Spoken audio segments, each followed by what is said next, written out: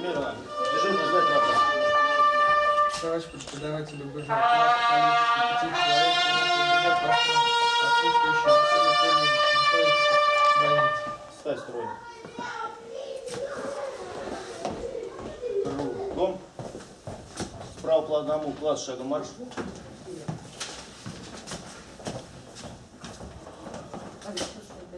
30 числа проводятся всероссийские открытые уроки по УБЖ. Приказ издал наш новый министр Пучков Владимир Андреевич. Ну, работаем мы в том же ключе, как и работали. И урок мы наш начнем с проверки домашнего задания по нашей теме проходящей. Это защита населения в случае чрезвычайных ситуаций техногенного и природного характера. Итак, домашнее задание у нас будет проходить в форме ответа и в виде разгадывания кроссворда. Так, ну кто желающий, кто пойдет на доске? Убежище по своему предназначению делится на противорадиационные укрытия и для людей. Делится на по количеству человек, вмещаемых в них, и по месту расположения. Убежища должны строиться в специальных местах, не поддаваемых потоплению и тому подобное. Бывают бомбоубежища в зданиях, в подвальных зданиях и цокольных. Также строятся заблаговременно на возвышенных территориях. Также бомбоубежища должны отвечать нескольким требованиям. Это вместимостью. Например, бомбоубежище делится на 3 таких вида. Малые, которые вмещают в себе до 600 человек. Средние, которые вмещают от 600 до 2000 человек. И большие, которые вмещают более 2000 человек. Также все бомбоубежища должны быть обеспечены своей электроэнергией, которая проводится не извне города, а обеспечивается своим генератором. Также должны присутствовать несколько аварийных выходов, которые позволят при случае завала бомбоубежища спокойно предусматривать дальнейшие действия по эвакуации. Также необходимо заметить, что бомбоубежища строятся и в таких местах, где присутствуют грунтовые воды, и должны находиться на расстоянии от них более 20 сантиметров. Ну, это необходимо. Что еще? Бомбоубежище также можно использовать в случае, например, ядерного взрыва. Тогда человек, если нет возможности, он прячется в подвалах, а если его об этом предупредят, то прячется в специальных бомбоубежищах, которые находятся более заземленные, и стены должны состоять из нескольких слоев, например, бетон, свинец и разные металлы. Вот. Также должны обеспечиваться своей фильтровентиляционной системой, которая обеспечивает подачу воздуха и непрерывный напор. Воздух берется не извне зараженной атмосферы, а должен циркулировать из запасов самого бомбоубежища. То есть смотри, существует, значит, несколько типов, да, у нас Ну да. вентиляции? Есть Внутренние и внешние. То есть внутренняя это какая вентиляция? Внутреннее это когда, например, уже запасенный воздух. Который используется Да. внутри помещения. Так, хорошо, молодец. Вопросы? Есть какие-нибудь? Если в местности, окружающей нет каких подземных бункеров специально построенных, а подвал не очень глубокий, что можно еще использовать как укрытие? В данном случае вот у нас можно прятаться в погребе, склад овощей, например, или в подвале. Необходимо что сделать, если вот использовать, допустим, подсобные помещения? Подсобное помещение необходимо, во-первых, дооборудовать это помещение, чтобы обеспечивалось электроэнергией, своя вентиляция должна быть обязательно, и как можно больше взять необходимых вещей, потому что неизвестно, сколько дней продержится эта вот обстановка. Хорошо. А вот в мирной жизни как можно использовать убежище? Убежище? Да. Ну, в мирную. Ну, например, затоп идет.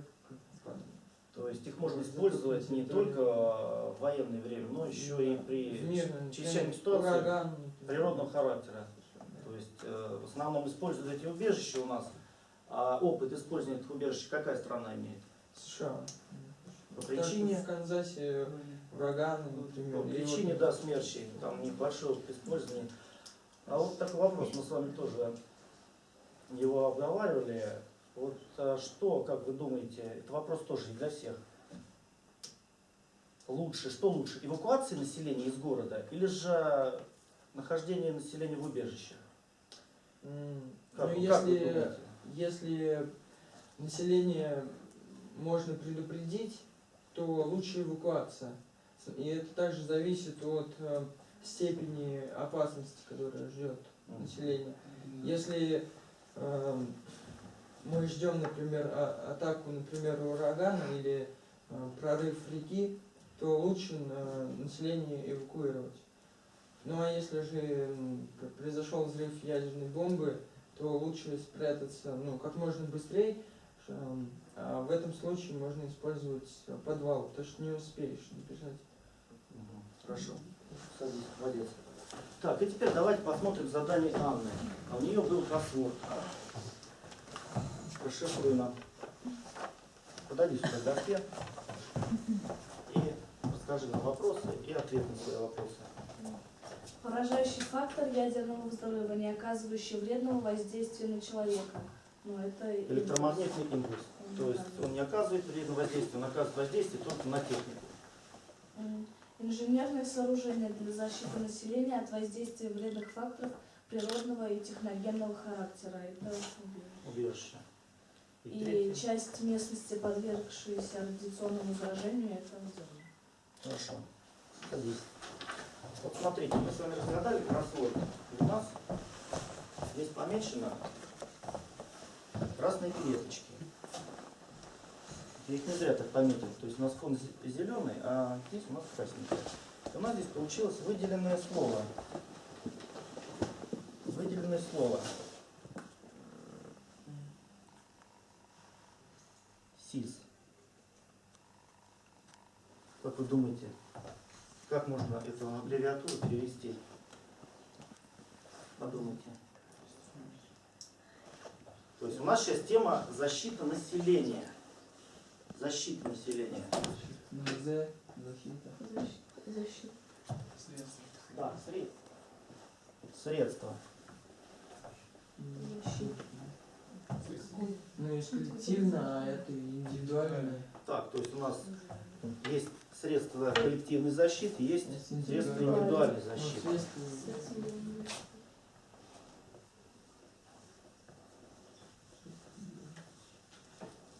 Индивидуальная.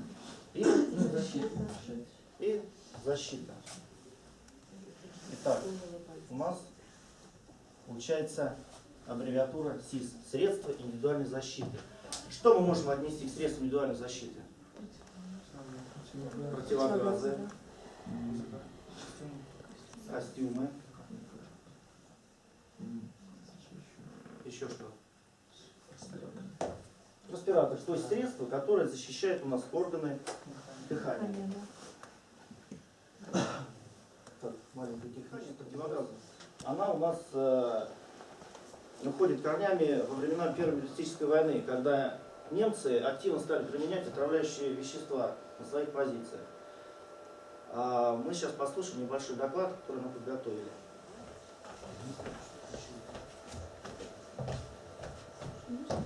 А 22 апреля 1915 года в 3:30 у бельгийского города Ницце впервые выпустили свое химическое оружие против англо-французских войск. Это был хлор. Хотя его было трудно отнести к боевым отравляющим веществам, французская армия понесла многие поражения и потери. От удушившего, вызывающего мучительный кашель газа не было спасения. 5000 солдат погибли на позициях. Во всем мире начали искать средства спасения от нового вида оружия, представившего невиданную опасность. Выдвигались самые фантастические идеи. Предлагалось на позициях ставить вентиляторы и разгонять отравляющие вещества. Аппараты для очистки воздуха не спасали. Главного надежного фильтрующего аппарата все еще не было. Его-то в 1915 году и предложил Николай Дмитриевич Зеленский. Самым эффективным абсорбентом ядовитых газов он считал древесный уголь. И Зеленский нашел способ его активации. Появление противогаза Зеленского резко изменило ситуацию и спасло миллионы жизней.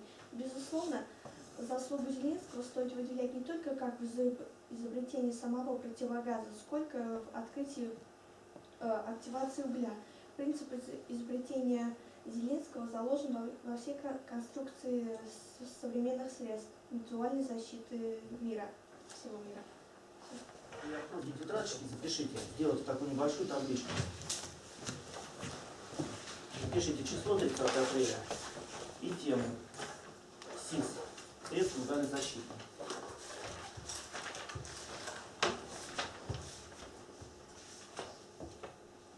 Средства индивидуальной защиты у нас делятся на 3 группы. Первое — это средства защиты органов дыхания, СИС, средства защиты кожи и медицинские средства защиты. Давайте с вами разберем все эти средства. Значит, как уже нам сказали наши докладчицы, что противогаз у нас был изобретен Николаем Дмитриевичем Зеленским. Запишите. Запишите. Николай Дмитриевич Зеленский.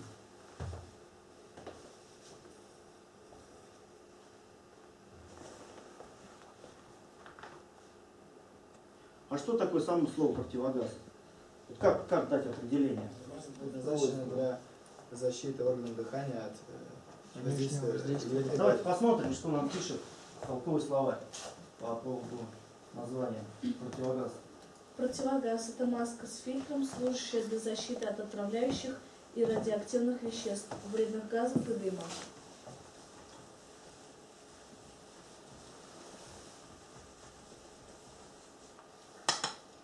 Итак, в результате, вернее, его можно использовать для защиты от поражения химическими веществами, также при воздействии на человека отравляющих веществ не только военного, но еще и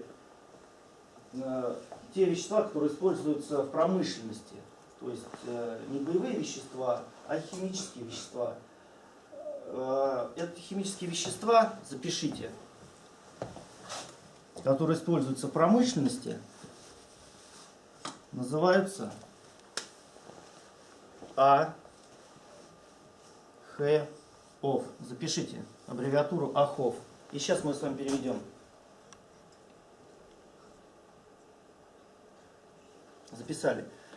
И подписываем. Аварийно-химические опасные вещества используют в химической промышленности. В нашей области, как вы думаете, какие есть предприятия, которые могут... Чермет. Чермет. Где можно использовать химические вещества? Московский будет. Она Учащиеся, пожалуйста, отвечают. Не надо подсказывать. Щекин азот еще. Наш завод цинкования. Наш завод, да. Когда наш завод только начинал работать, там открывали линию итальянскую по покраске металла, фата. Сейчас она уже, наверное, настроена, а в старые времена, как только начинал открываться, там были выбросы. И чувствовался запах по городу, кто вот рядом живет, неприятный такой сладковатый запах. То есть средства индивидуальной защиты можно еще использовать при утечке АХОВ. То есть не обязательно говорить полное название, то есть можно называть только вот эту аббревиатуру. Давайте заслушаем доклад. Сейчас я вам немного расскажу про экологически неблагонадежные объекты нашей Тульской области. По докладу, предоставленному в Думе, был создан список предприятий, которые негативно влияют на экологическую систему нашей страны. В них попали такие предприятия нашей Тульской области, как Новомосковский Бытхим и Щекин азот.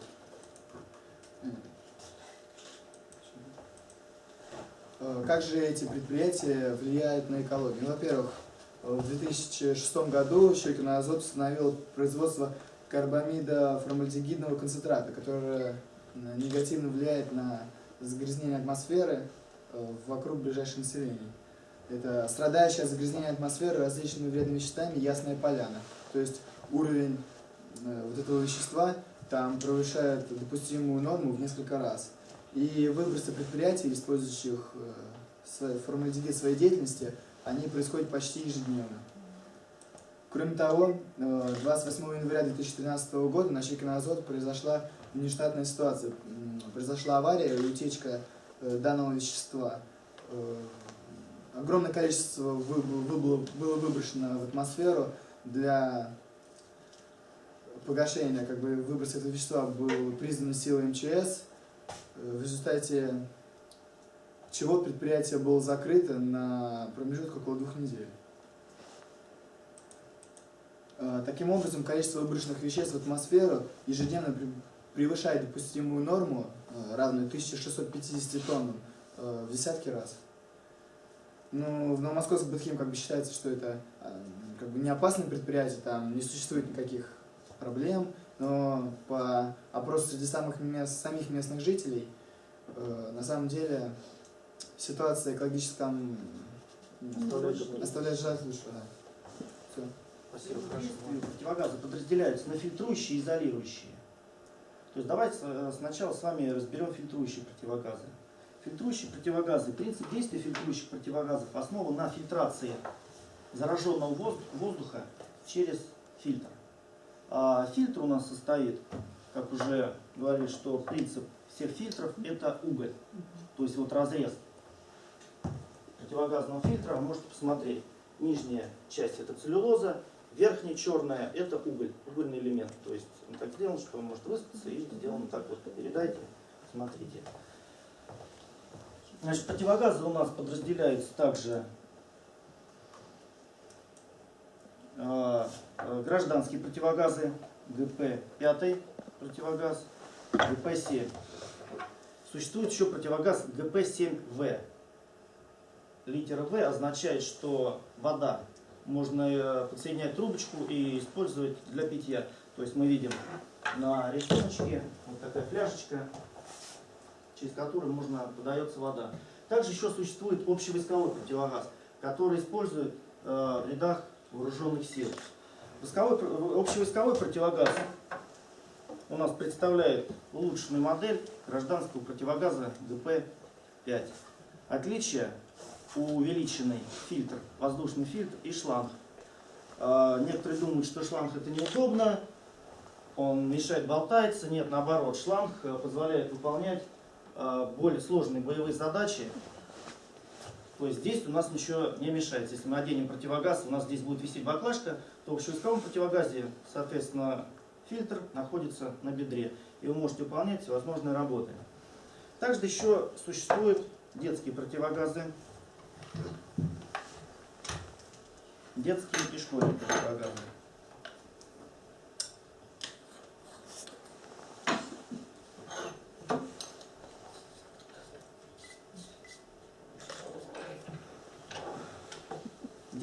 противогазы для защиты детей младшего школьного возраста. Отличительная особенность детских противогазов, как ни странно, он по своим защитным свойствам, детский противогаз, приравнивается к общевойсковому противогазу. То есть не к гражданским моделям, а именно к общевойсковому. Это говорит о том, что у него более увеличенный фильтр и позволяет более лучше очищать ядовитые вещества. Итак, давайте с вами разберем устройство противогаза. Значит, откройте тетрадочки и запишите. Значит, противогаз состоит из шлем-маски.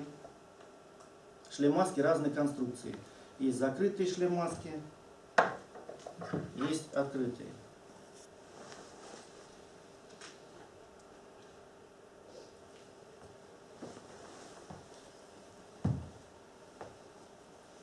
Стекла. Это называется очковый узел. Из очкового узла.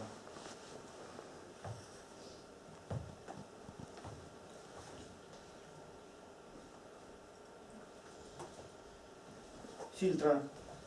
На разных моделях он разный.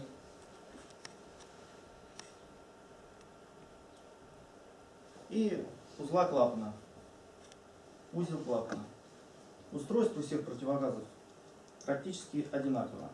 Разные модели имеют свои особенности. Здесь вот в этом противогазе у нас имеется переговорное устройство. Для чего оно нужно? Потому что вот этот противогаз ДП-7, он часто используется в общеобразовательных учреждениях. И для того, чтобы в случае ЧП можно было подавать команды внятные ученикам, здесь существует переговорное устройство. Также это переговорное устройство у нас существует в общевойсковом противогазе. То есть сейчас мы с вами попробуем на практике, как мы все слышали. Ну, еще существуют такие вот, немножко давайте отвлекемся. Детские противогазы. Смотрите. Ну, это противогазы, которые выпускает, естественно, не наша промышленность выпускает за рубежом. Но все-таки, посмотрите, приятно и ребенку одеть, и ребенок будет также меньше пугаться. Если взять наш противогаз и заставить одеть ребенка, ребенок может испугаться, что вы на меня одеваете.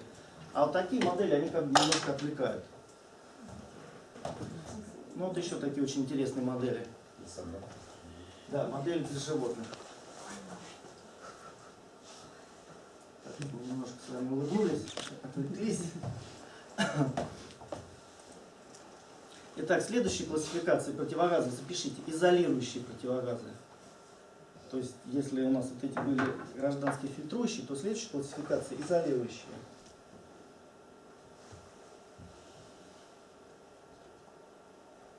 Изолирующие противогазы. Принцип действия изолирующего противогаза не в фильтрации воздуха с внешней среды, а воздух у нас поступает для дыхания или находится в специальном герметическом мешочке, вот здесь вот, например, с спасателем покажу, или же баллоны, закачанные воздухом. Принцип действия заключается в том, что здесь происходит регенерация отработанного воздуха. То есть мы не дышим из внешней среды, у нас воздух находится постоянно, он регенерируется, регенерируется, регенерируется. Но принцип, срок действия такого противогаза, он у нас ограничен именно вот этим регенерирующим патроном, который стоит. То есть если в фильтрующем противогазе мы можем более длительное время находиться, дышать, в таком где-то час или два. Существуют такие противогазы для работы в тех местах, где концентрация отравляющих веществ очень высока. Или же там ее воздуха практически нет, то есть нету, что можно отфильтровать, если простыми словами сказать. То есть очень атмосфера у нас насыщена ядовитостью. Ну вот старые модели мы видим, которые сейчас уже практически мало используют.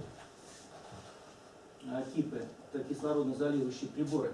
Вот сейчас в основном все переходят на такие газобаллонные аппараты. То есть мы можем видеть в новостях, по телевизору пожарники выполняют свою работу, и у них на спинах висят вот такие желтые баллоны. Опять же, время действия ограничено запасом воздуха. Ну, вот мы здесь. Также еще существует такая классификация, как шланговые противогазы. То есть это у нас противогаз, к которому подведен шланг определенного метража для выполнения работ. Опять же, эти работы могут выполняться в емкостях закрытых, как очистка бензиновых емкостей больших, всевозможных труб и коллекторов. Вот здесь можете посмотреть, спускается человек в этом противогазе со шлангом. Видно какой-то коллектор там. Итак, давайте мы сейчас с вами на практическом примере оденем и изучим свои противогазы. И привязываем, крепим клеем иголкой.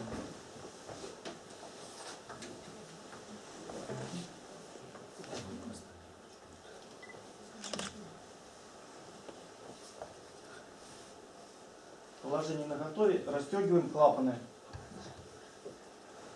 Расстегиваем клапаны.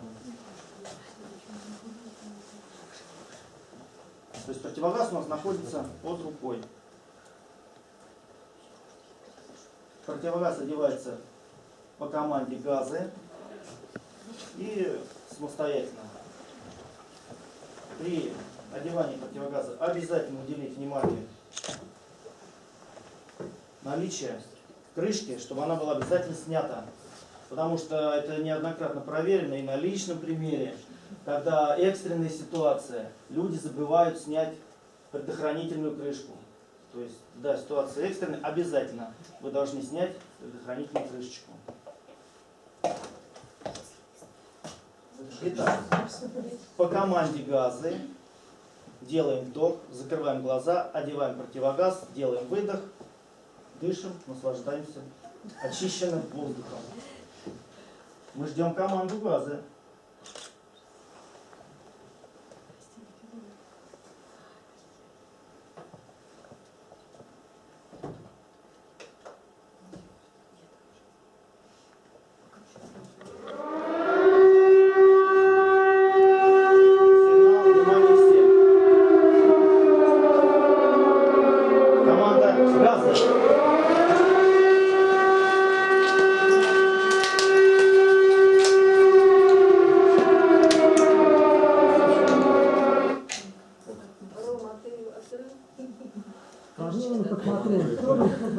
На уши.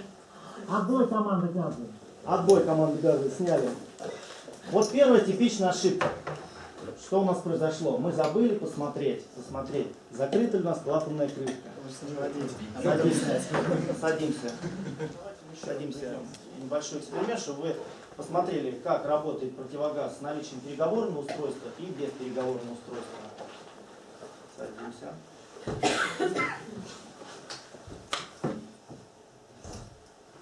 Ладно, газы.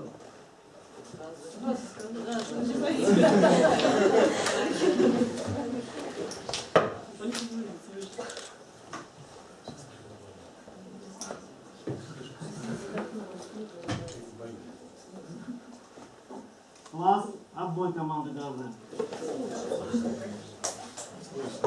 Чувствуется разница, что переговорное устройство все-таки имеет свой плюс для переговоров.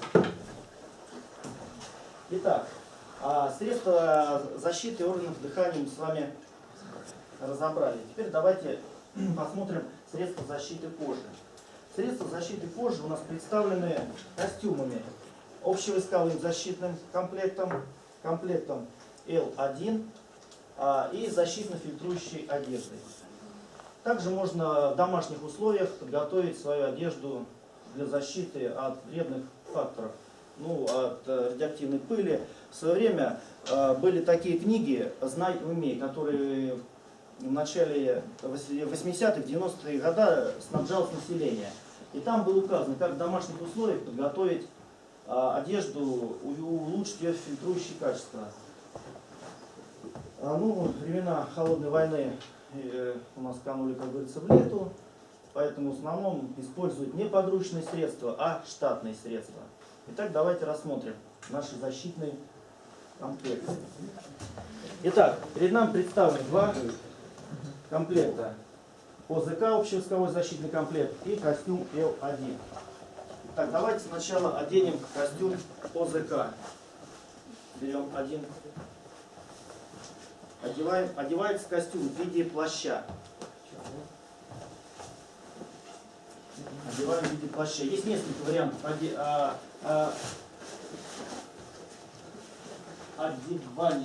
одевания костюма. Первый вариант у нас вот представлен на манекене. Одеваем. Застегиваем пуговицы. Итак, костюм. Первый вариант ОЗК одет в виде плаща. Следующий вариант одевают в виде комбинезона. Он позволяет вести работу в более зараженной атмосфере, выполнять более сложную работу. Одеваем.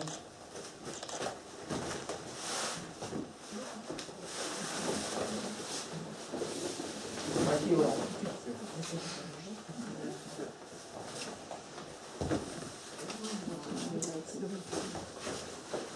То есть норматив существующий одевание УЗК 4:35. Ну, 4 минуты 35 секунд. Ну, так как мы не войдем в этот результат, там в армии одевают на РБХЗ, тоже бойцы не успевают одеть. Да. Застегиваем. Не спешим, застегиваем. Да, одеваем перчатки. Да, продемонстрируйте нам. Так, одеваем перчатку. И одеваем костюм L1. Комфортно. Перчатки. Покажи, как твои перчатки. Нет, я застегиваю пока.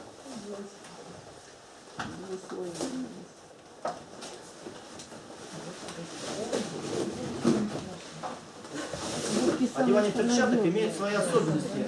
Посмотрите. Мы зажимаем перчатку пальцами. Зажми. Одеваем. И выдергивается, оно автоматически там расстегивается. Так, здесь мне надо немножко помочь. Так, все, встал, стоишь по стойке смирно.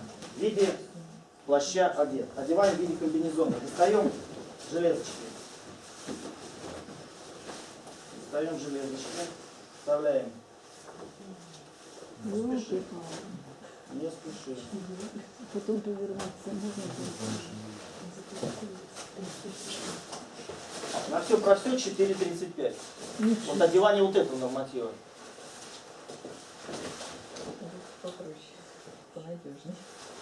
Да, понадежнее. Симпатично.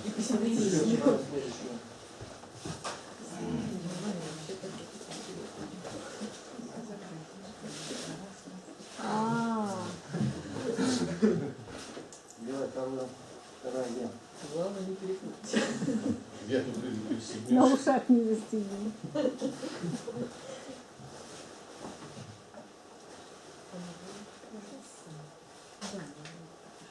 Ну, вон тут, конечно, получше. Двигаться хотя бы можно. Нет, вы сейчас поймете, чем вот этот лучше костюм. Да? Так, застегиваем. Берем беленькую.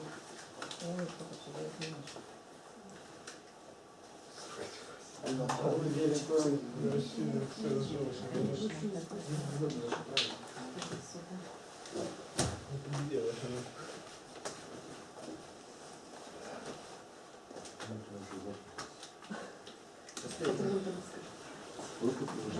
Нужно подвигнуть от собственных ядов.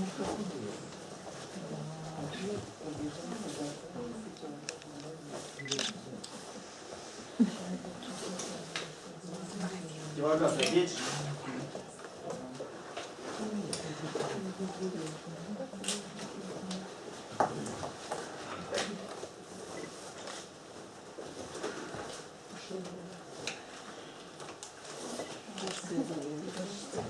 Фиксируем.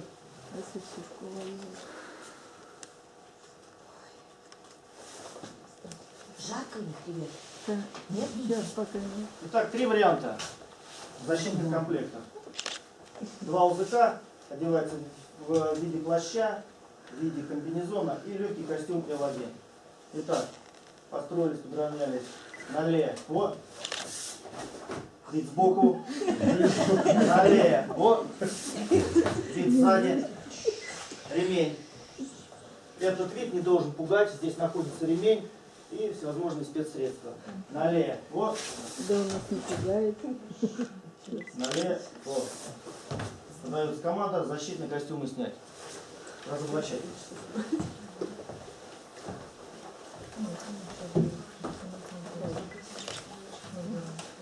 Так, все, давайте тихонечко.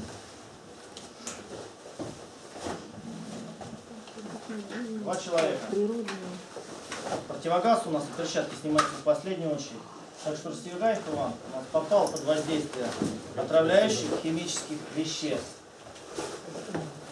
Противогаз и перчатки снимаются в последнюю очередь.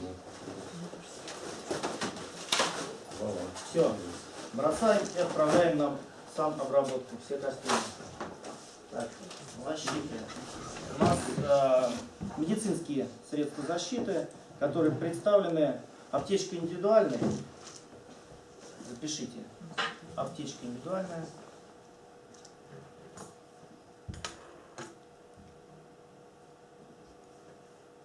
И индивидуальный противохимический пакет. То есть аптечка индивидуальная предназначена для защиты организма, который подвергся воздействию бактериальных, химических или отравляющих веществ. Там находятся таблетки, которые в специальном пенальчике, которые употребляют при воздействии определенного отравляющего вещества, или же если вы в армии, по приказу командира применить средства из пенала номер 5 или пенала номер 6, то есть по команде. И индивидуальный противохимический пакет, он предназначен, там находится жидкость, которая удаляет с кожи или с защитных комбинезонов отравляющие химические вещества, которые имеют вид маслянистой жидкости. То есть, если увидели, что где-то что-то у вас попало, опять же, при какой-то аварии, вы открываете пакет, смачиваете салфеточки и обрабатываете. Всю обработку проводим в средствах индивидуальной защиты. То есть, средства индивидуальной защиты, перчатки, мы с вами снимаем в последнюю очередь. Вопросы? Нет. Итак, давайте подведем итог нашего сегодняшнего урока. Что мы с вами узнали? Какие средства существуют индивидуальной защиты? Противогазы, Костюм. защитные комбинезоны. Одевание по-разному. Виды одевания. Виды одежды по-разному. В зависимости от чего? От степени. В зависимости от сложности выполнения работы. Не от опасности, а от сложности. Одеваем костюм очень так, серьезно и плотно. Так, домашнее задание откройте, запишите. Домашнее задание.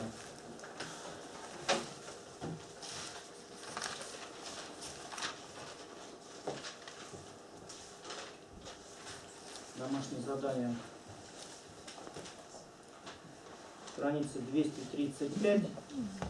235 плюс опорный конспект. И на внеклассных мероприятиях, естественно, одевать и еще раз одевать. Хочу отметить сегодня наших мальчиков, которые показали нам, как правильно одевать костюмы. Также, кто разгадывает кроссворд, и докладчиков. За урок ставлю сегодня всем отлично. Дневники мне подадите. Еще маленький моментик, я вам раздам такие карточки. Просто поставьте галочку там, где вы считаете нужным.